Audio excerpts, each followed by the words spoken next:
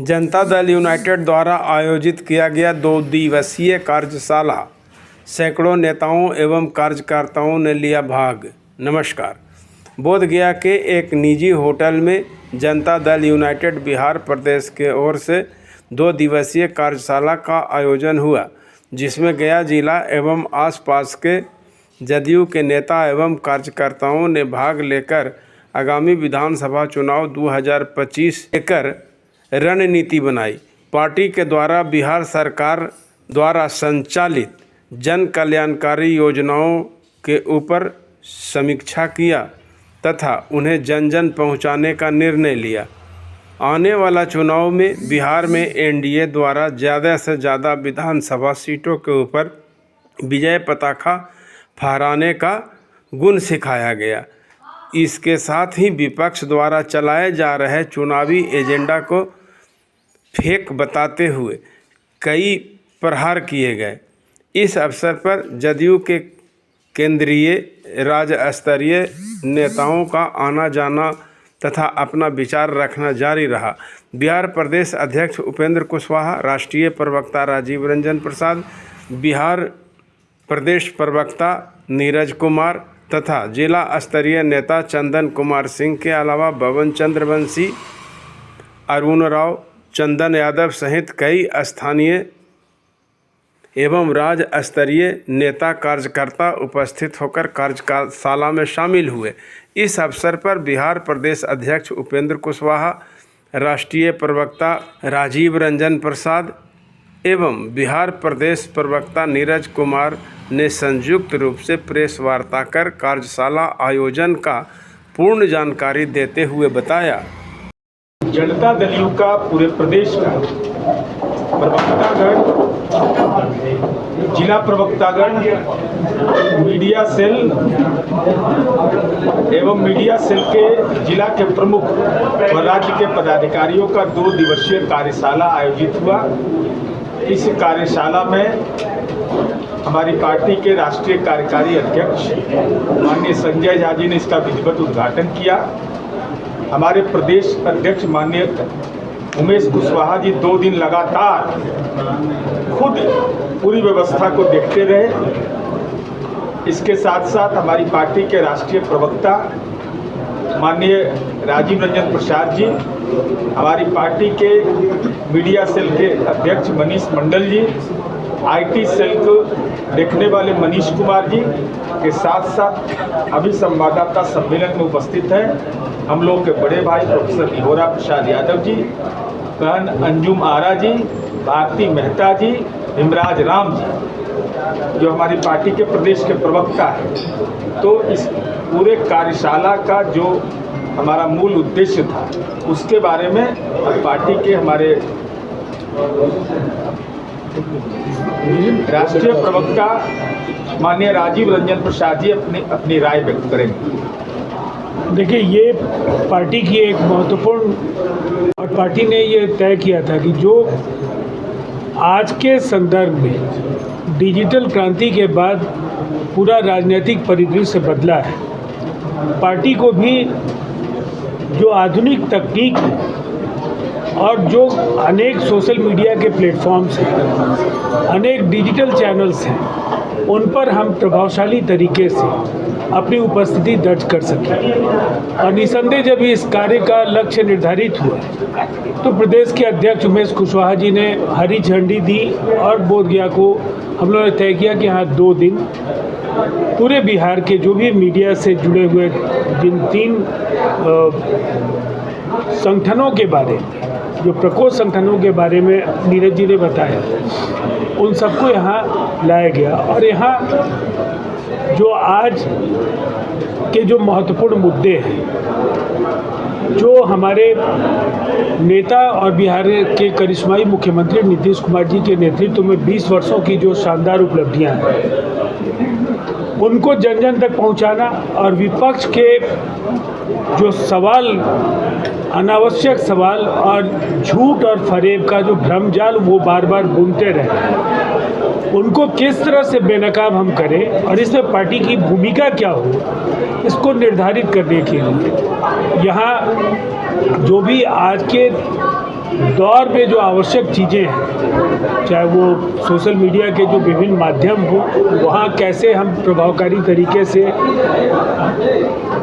अपनी बातों को रख सकें, और उसमें 2 दिनों की इस मैराथन में बहुत सारे महत्वपूर्ण फैसले हुए कि बिहार के हर जिले में जो हमारे मीडिया सेल के साथी हैं वो आयोजित करेंगे 1 सप्ताह में 2 प्रेस कॉन्फ्रेंस, जिला प्रवक्ता उसको संबोधित करेंगे।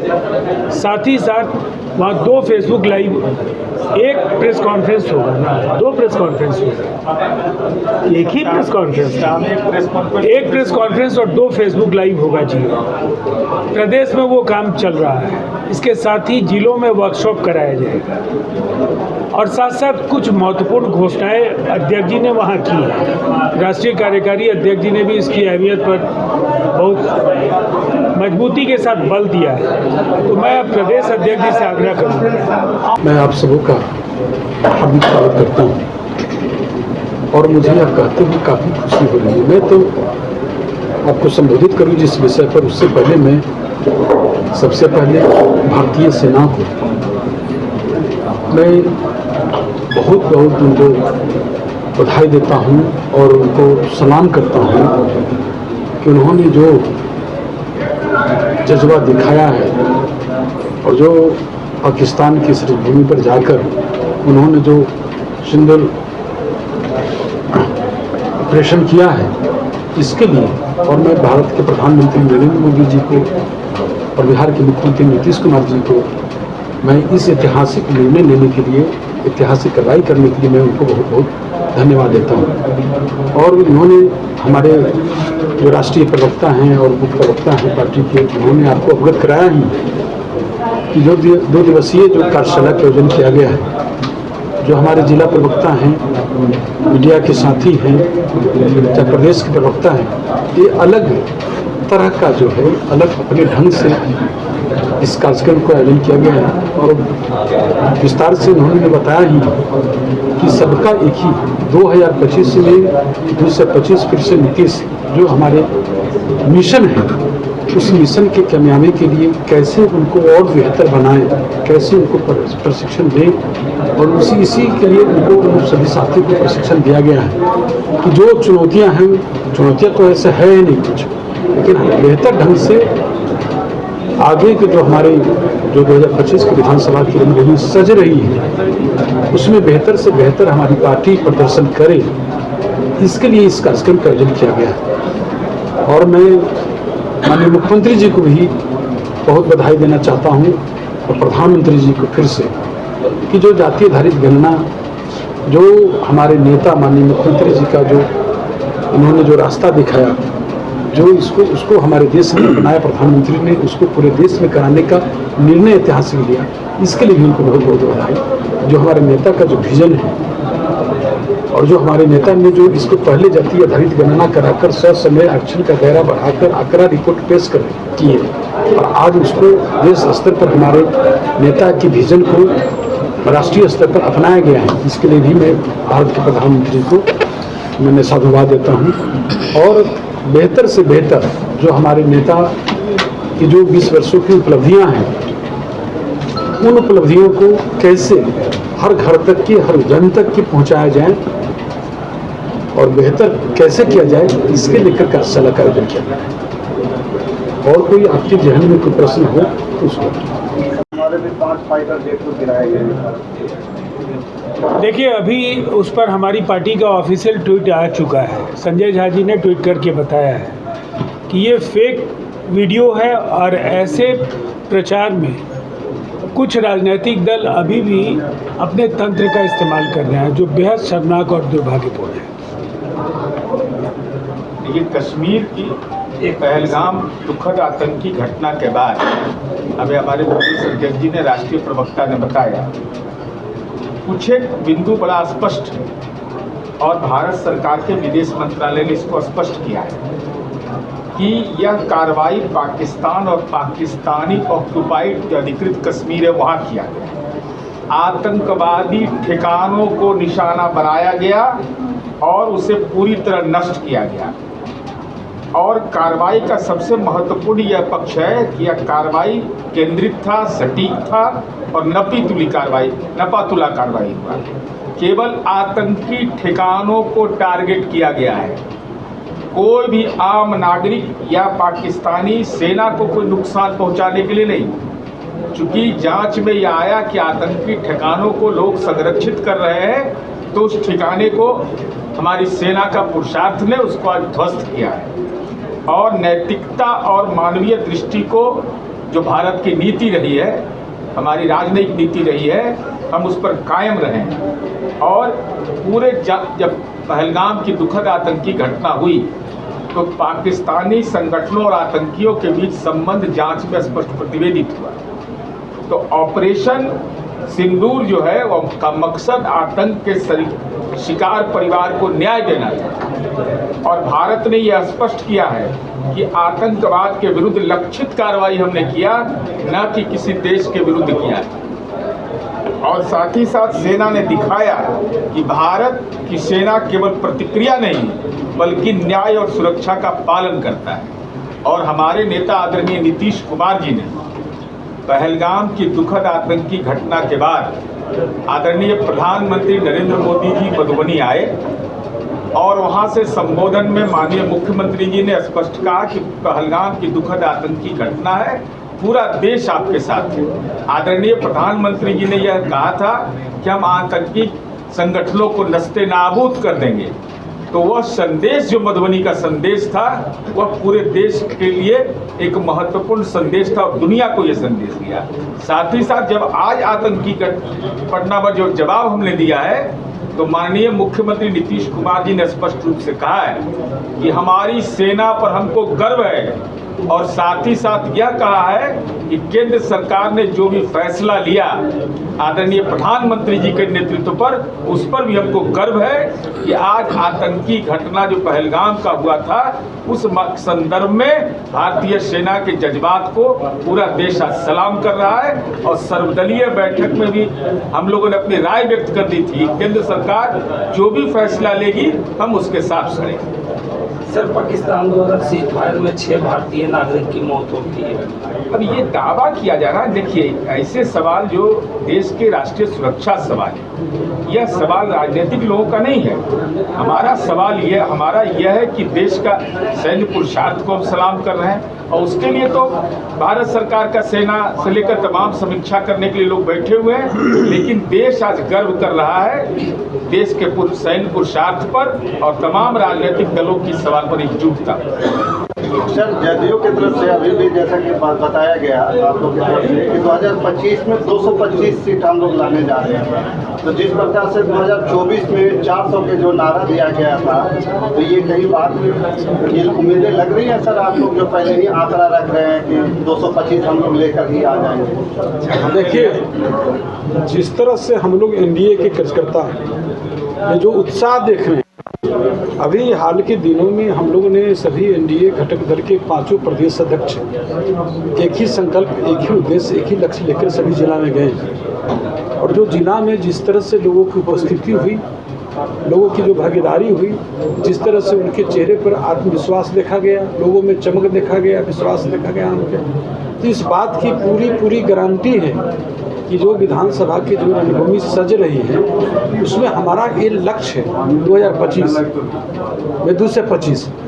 तो लेकिन हमें तो ऐसा प्रतीत लगता है कि हमारे जो कार्यकर्ताओं में जो उत्साह देख रहे हैं, बिहार के 2 से 43 सीट भी हम जीत सकते हैं।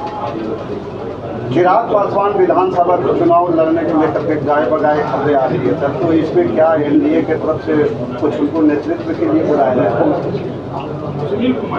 देखिए, ये तो हमारे जो सब लोग को, ये तो हमारी एनडीए घटक दल का तमाम लोग जो है एक स्वर में कहते हैं। एक 2030 हमारे सभी लोग जो एनडीए घटक दल के तमाम नेता जो है एक ही प्लेटफॉर्म पर एक ही उद्देश्य लेकर जा रहे हैं कि 2025 में 2 से 25 फिर से नीतीश।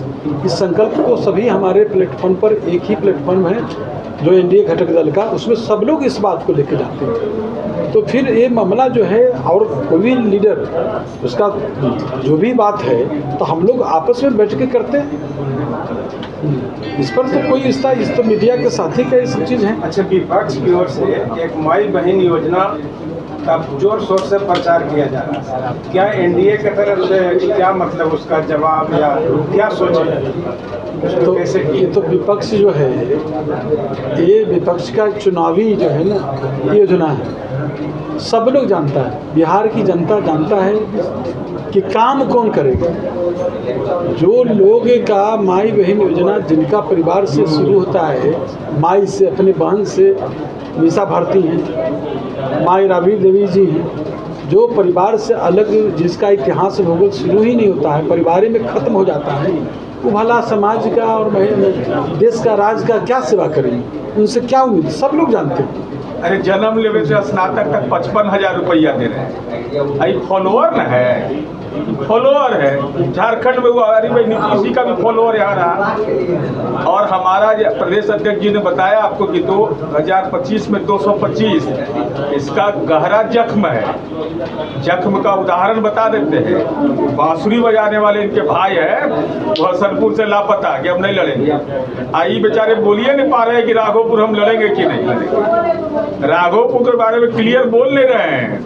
ये है एनडीए गठबंधन की एकजुटता का असर कि आज विपक्ष के नेता अपनी सीट के बारे में कंफर्म नहीं कर रहे कि हम वहीं से चुनाव लड़ेंगे। ये तो हारा हुआ पहलवान साहब। सर क्या कहेंगे, पाकिस्तान पे जो है भारत ने रात में जो है गर्दा मचा दिया। आज देखिए, पाकिस्तान की गुस्ताखी की सज़ा उसको मिलनी थी। जो उन्होंने अपराध किया है पहलगाम में, और लगातार हिंदुस्तान और पाकिस्तान बनने के बाद से पाकिस्तान एक आतंकवाद समर्थक राष्ट्र के तौर पर भारत बेगुनाह लोगों को अपना शिकार बनाता रहा। इस बार प्रधानमंत्री नरेंद्र मोदी जी के नेतृत्व में लगातार सीसीएस और जो महत्वपूर्ण बैठकें थी, चाहे वो सीसीपीए हो, सीसीईए हो, उनकी बैठकें लगातार हो रही थी। और ये पता था देश को कि नरेंद्र मोदी जी की सरकार पाकिस्तान की गलतियों की सज़ा नहीं मिले, ऐसा हो नहीं सकता। इसीलिए यह अप्रत्याशित नहीं है, ये होना ही था। और पाकिस्तान अगर अभी नहीं सुधरा तो विश्व के मानचित्र पर एक बार हम लोगों ने उनके 2 टुकड़े किए, पाकिस्तान का आता पता नहीं रहेगा। अभी जो हो रहा है ये चुनाव के नज़र किया जा रहा है कि पार्टी की मजबूती? देखिए, इन चीज़ों से देश चुनाव राजनीतिक दलों से बहुत ऊपर है। और देश की अगर देश के सुरक्षा, राष्ट्रीय एकता और अखंडता को लेकर कभी सवाल खड़े होंगे तो निसंदेह दलगत राजनीति से बाहर उठकर पूरे देश को एक स्वर में बोलना होगा। और ये कमोबेश आज पूरे देश के अपोजिशन के पॉलिटिकल पार्टीज़ ने भी इस कार्रवाई को सराहा है, उन्होंने अपना समर्थन दिया है। हम दुनिया को ज़रूर ये कहना चाहते हैं कि हम शांति के सबसे बड़े समर्थक राष्ट्र हैं, लेकिन हमारी धरती पर अगर आपने कोई ऐसी नापाक हरकत की तो फिर आपके खिलाफ कार्रवाई होगी।